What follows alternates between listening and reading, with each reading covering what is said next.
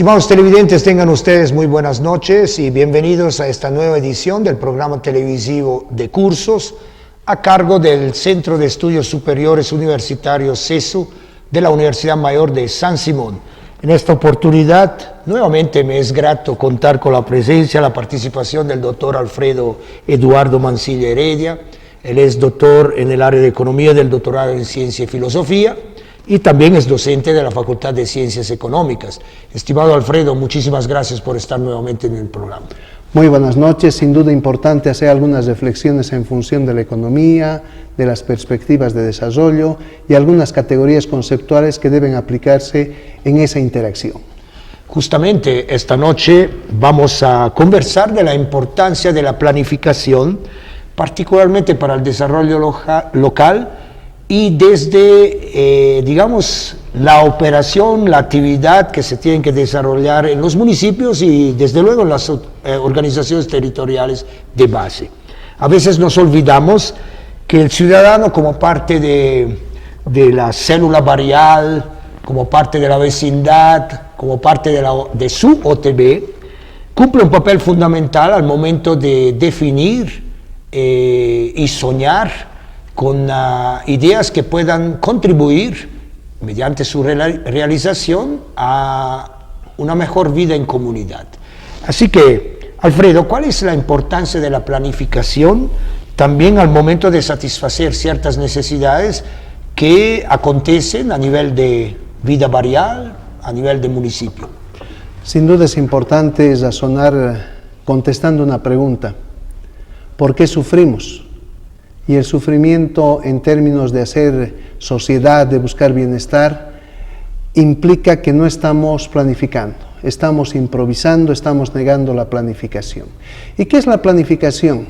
Un proceso en el cual debe existir bastante comunicación, bastante perspectiva en relación a una situación que vivimos, a conocer la realidad en la cual interactuamos y buscamos transformar esa realidad. Podríamos decir que este proceso mediador entre el presente y el futuro debe contar con una visión, con un sueño compartido, comprometido, realizable, sobre el cual los habitantes de un contexto específico deben ponerse a trabajar, deben hacer inclusión, trabajo colaborativo, deben promover sinergias, pero en función de una agenda. Tenemos que saber qué encaminar en un corto plazo, en un mediano plazo, en un largo plazo. Pero además, en todo ello, se hace indispensable entender que para generar bienestar tiene que haber rectitud. Se tienen que manejar principios, prioridades que enmarquen la empatía, el respeto, la resiliencia para poder hacer sinergias en función de la priorización. En todo el cometido del que estamos hablando, la comunicación entre los actores sociales e institucionales, entre los componentes de la OTB, son indispensables. Sin comunicación no hay participación, sin participación no hay planificación, mucho menos priorización de la inversión, de la gestión de proyectos en función del corto, mediano y largo plazo. Entonces, el peso de la planificación es indispensable, pero también saber que en la planificación tiene que haber flexibilidad en función de los acontecimientos del presente, de esas interacciones, de los pensamientos.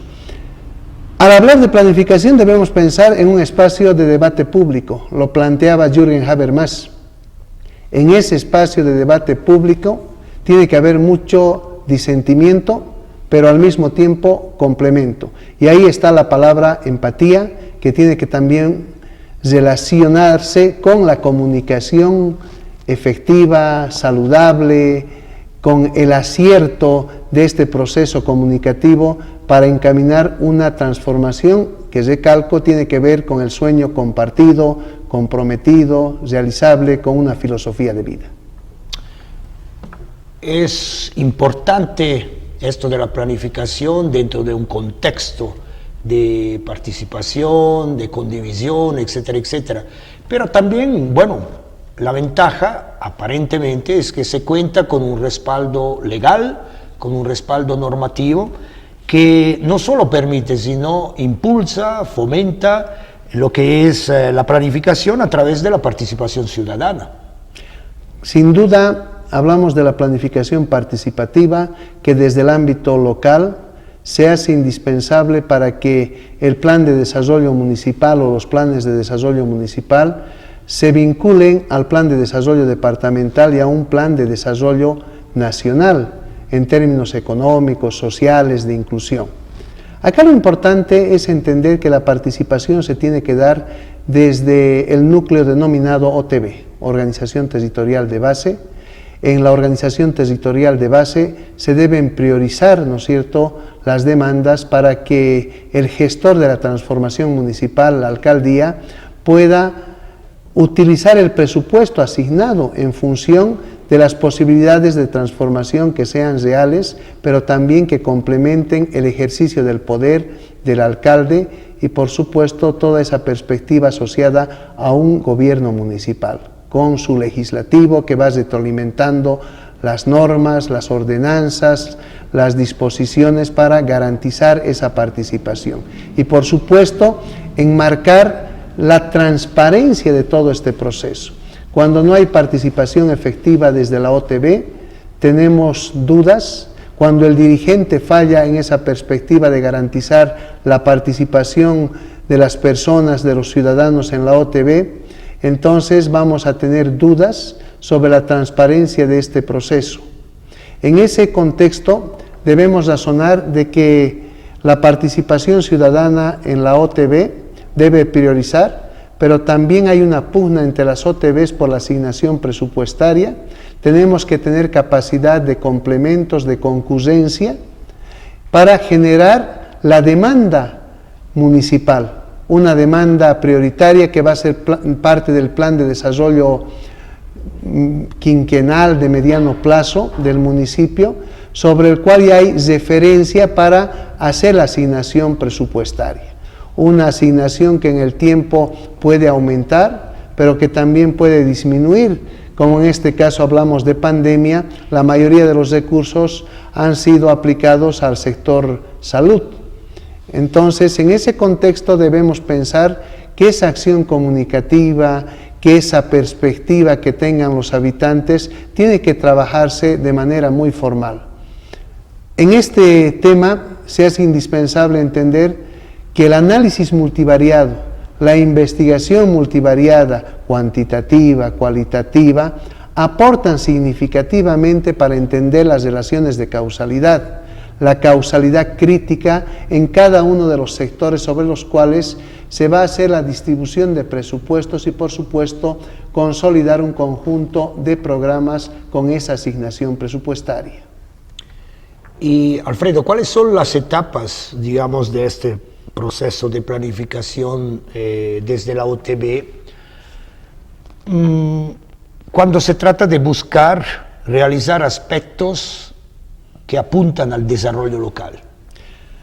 Me parece importante, primero, que el gobierno municipal genere un proceso de educación popular, una especie de capacitación ciudadana para entender la normativa, el proceso de planificación, sobre el cual se debe generar la respectiva participación.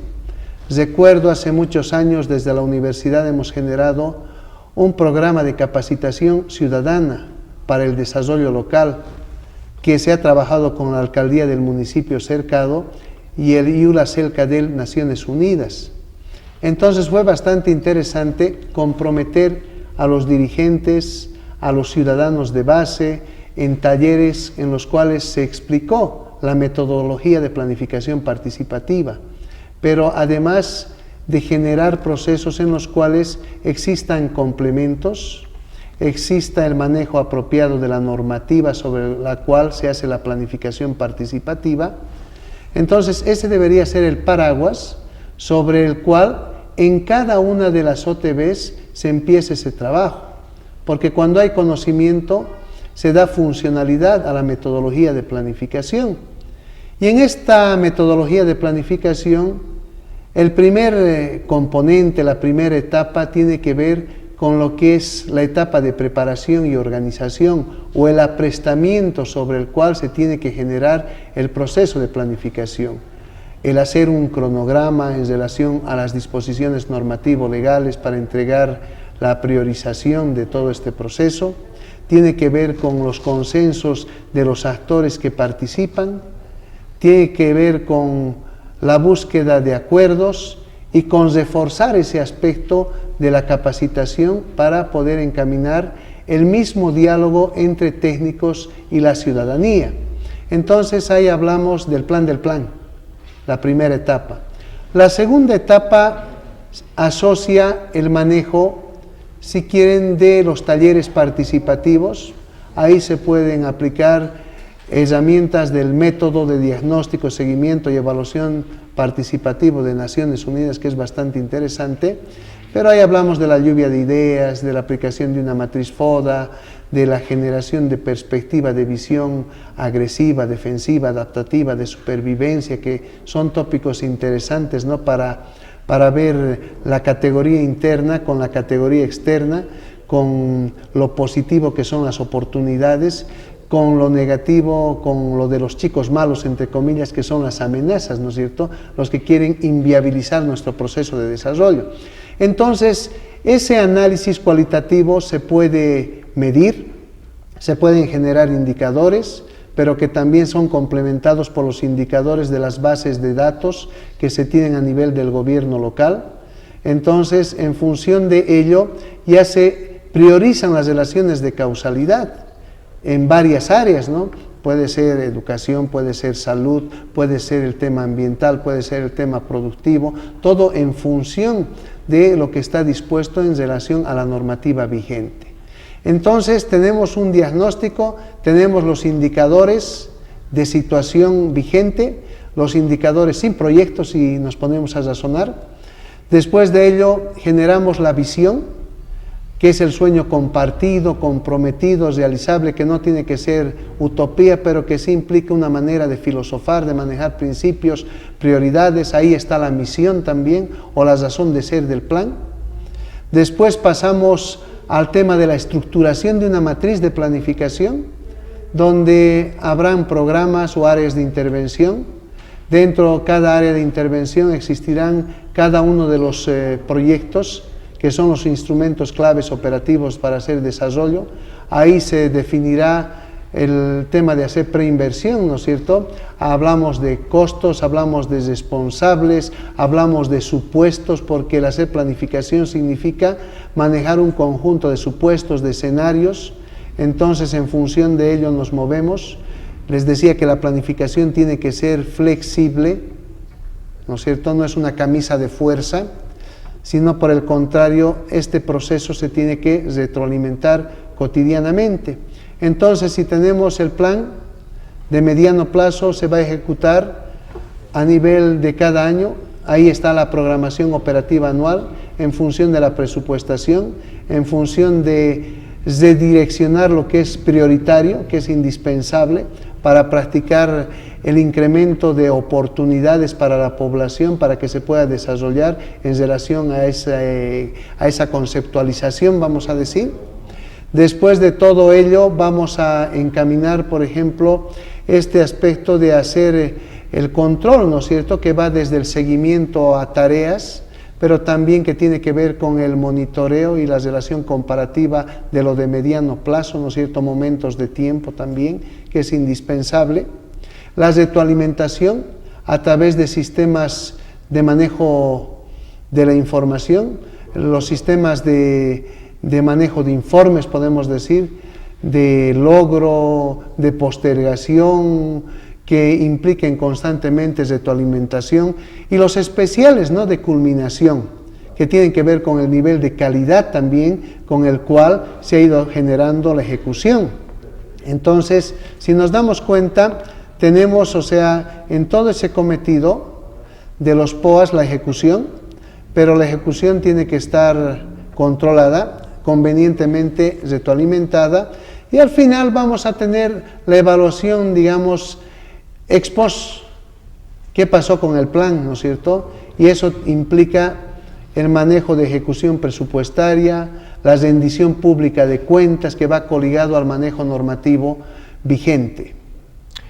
Hay un tema que me preocupa, Alfredo, y es el acompañamiento a todas estas etapas, a todo este proceso.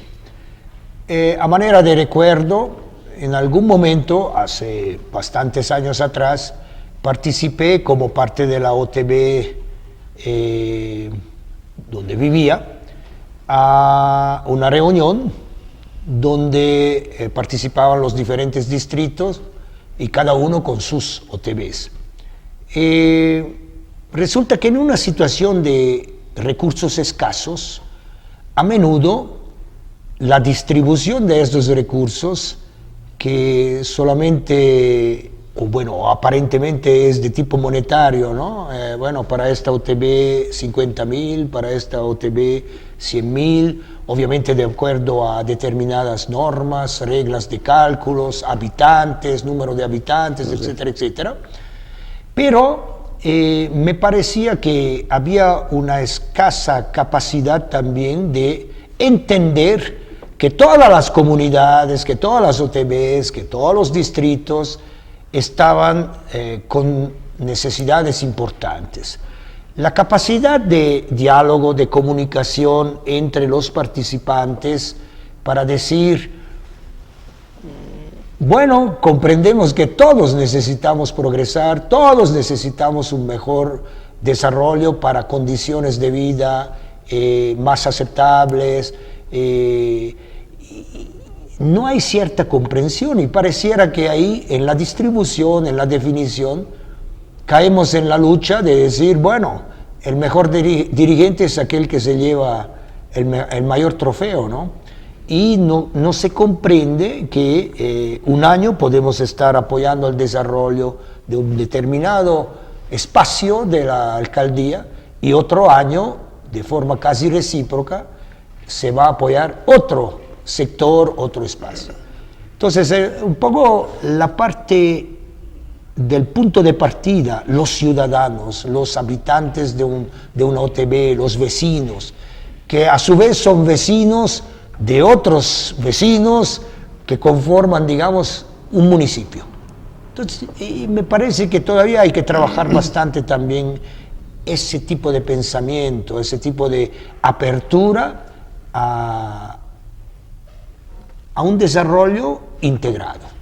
Claro, es interesante lo que comenta Silvano, porque debemos pensar en inclusión, reciprocidad, trabajo en equipo. En ese trabajo en equipo, que el que está manejando el desarrollo local debe tener institucionalidad, muy buenos técnicos, trabajo de las universidades que son indispensables. Entonces, a partir de ello, para disminuir los niveles de desigualdad en el desarrollo local, se tienen que asignar recursos a aquellos sectores, OTBs, distritos, que tengan menos desarrollo, pues, o un menor índice de desarrollo humano, infraestructural.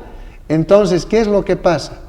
Siguen peleando los dirigentes por llevarse un buen pedazo de la torta, pero solamente pensando en su OTB o en su prestigio particular.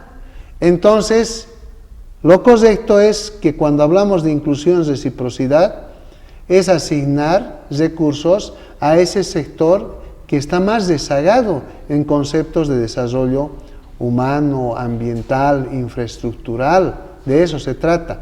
Tenemos que ir estandarizando, pero haciendo inversiones en los sectores donde no se han hecho muchas inversiones.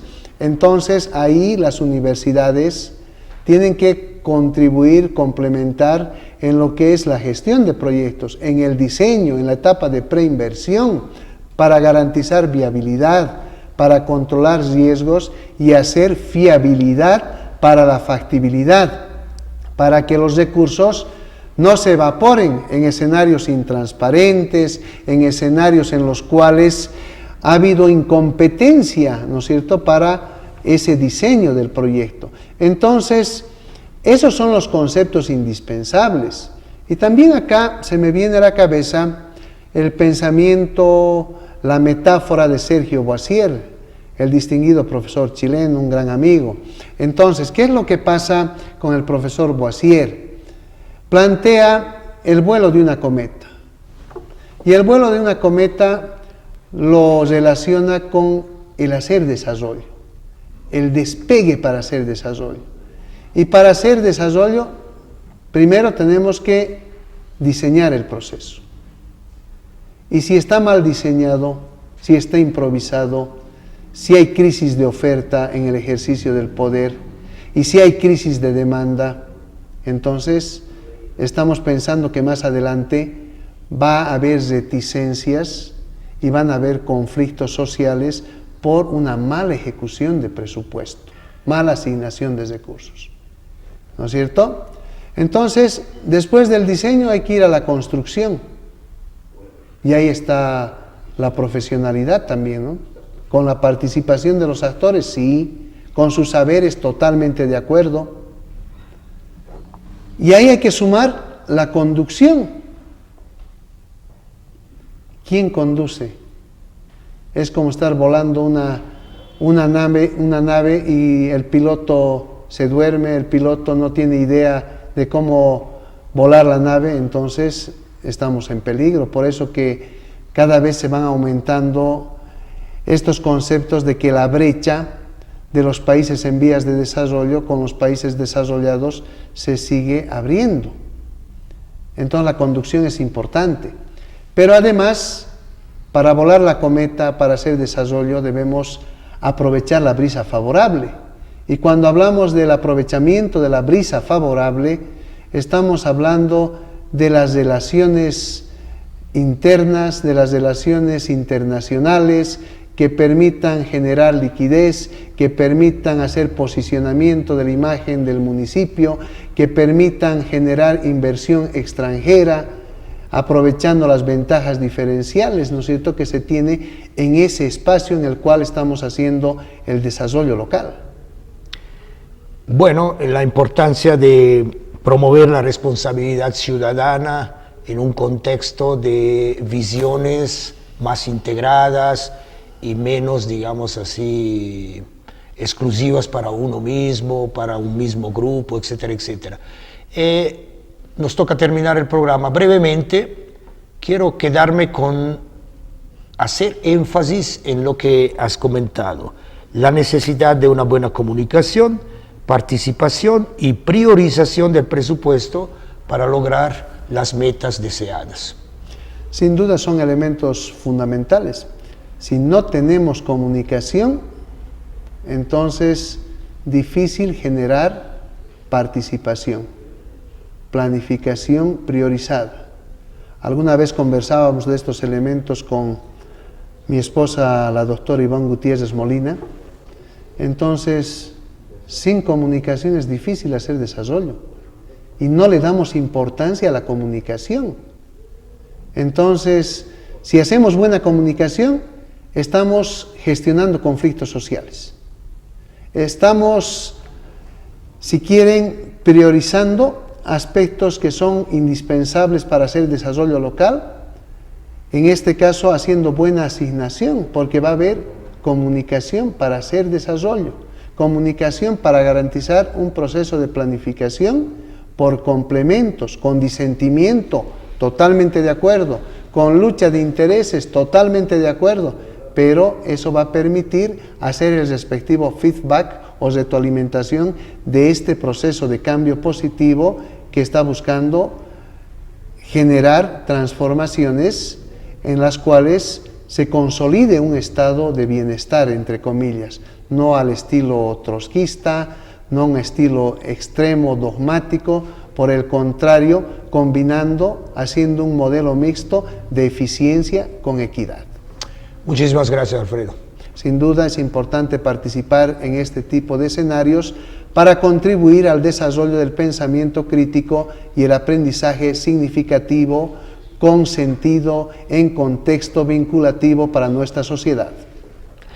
Estimados televidentes, el día de hoy estuvimos con el doctor Alfredo Eduardo Mancilla Heredia y conversamos alrededor de la importancia de la planificación, particularmente para el desarrollo local, pensando en los espacios de base, es decir, las OTBs y los municipios, para buscar, digamos, un auténtico desarrollo también a nivel nacional. Esperamos que el programa haya sido de su agrado. Gracias por su fidelidad. Hasta una próxima oportunidad. Muy buenas noches.